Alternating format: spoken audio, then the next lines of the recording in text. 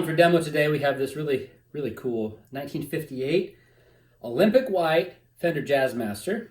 A little more to the story than that because it also actually has a 1965 factory Olympic white finish on it. I'll tell you a little more about how that came to be. The guitar, of course, started out as a 1958. It was bought originally by the original owner from that date. That's the first year of Jazzmaster production. How do we know it's a 58? All the dates, the neck plate, hardware, all that stuff dates to 58. Let's just do a quick rundown of that. We know this patent pending tremolo unit here is at least up to about, I don't know, I think it's about 61, 62, so that's early. The pickups are black bottoms.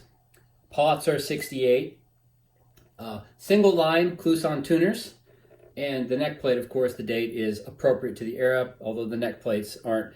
The neck plate numbers, the serial numbers weren't designed to give you like a precise year, but rather a specific identity number. So anyway, all the hardware, all the electronics, the guts, the organs, the heart of it, that's all from 58.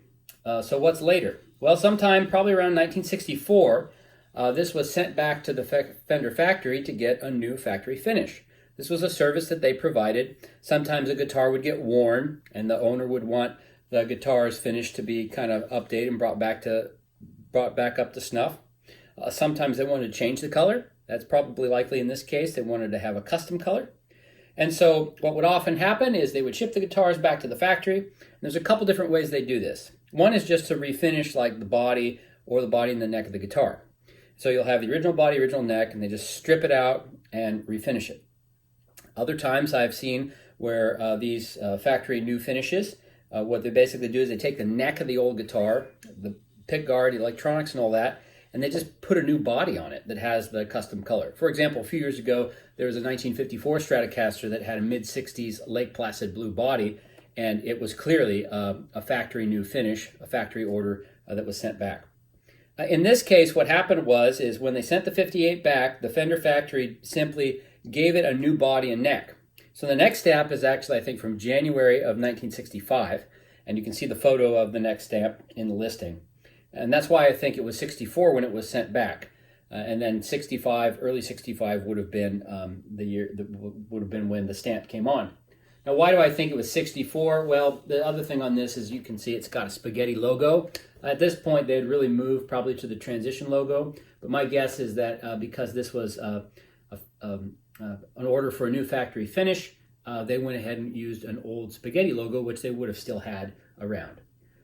So that's the story on the guitar. It's got features from both eras of the golden age of Fender production on these. The pre-CBS era from 58 all the way to 64, 65. That's kind of the beginning and the end. So it's really cool that it has both things. Obviously, I think most of us would have preferred for them just to have kept all the features of the 58, but alas, it's not what they did. So what else can we say about the instrument? It's in very good condition. It's got, a few nicks and dings and some finish checking and stuff like that, but it's pretty clean. The back really doesn't have a lot of wear to it. Not like most of what you see. The neck is very, very nice. A little bit of wear to the finish in the normal play area. Some tarnish on the metal parts, as would be expected, but nothing like, horribly ugly. Like we said, the pots and the electronics and all that date to 58, so I won't go over that again. But a special bonus in terms of the collectability of this guitar is that it is featured, or at least it's contained in, this book called Fender, The Golden Age, 1946 to 1970, Kelly, Foster, and Kelly. And if you go to the pages here on the Jazzmaster,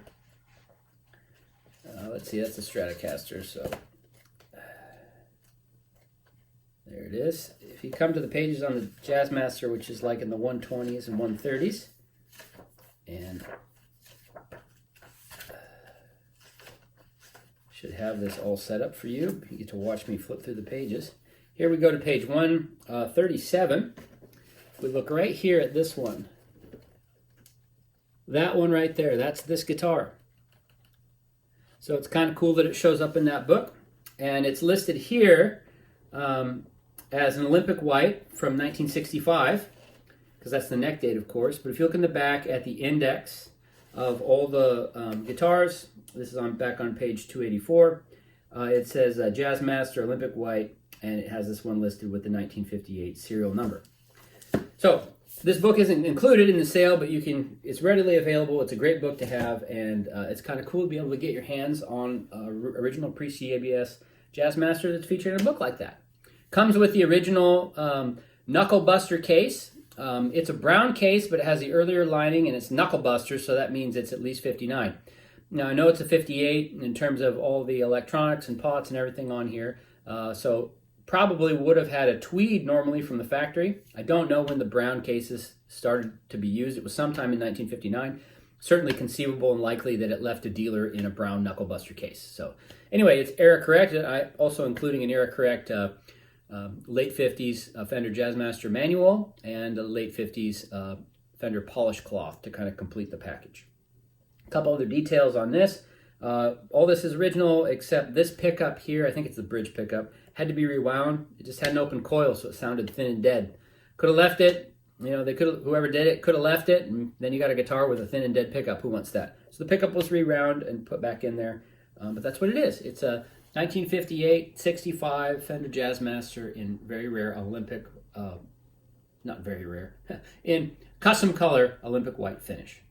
Thanks for watching to the end, and if you like this video, feel free to subscribe to the YouTube channel. There's a little button down below. You can do that. You get notifications. The cool thing about doing that is that's usually one of the first place I post stuff, like on Instagram and on YouTube. So if you want to get a jump on any of these things I post, that way you'll be one of the first to know some of this cool gear that we get in here. Thanks again for checking it out.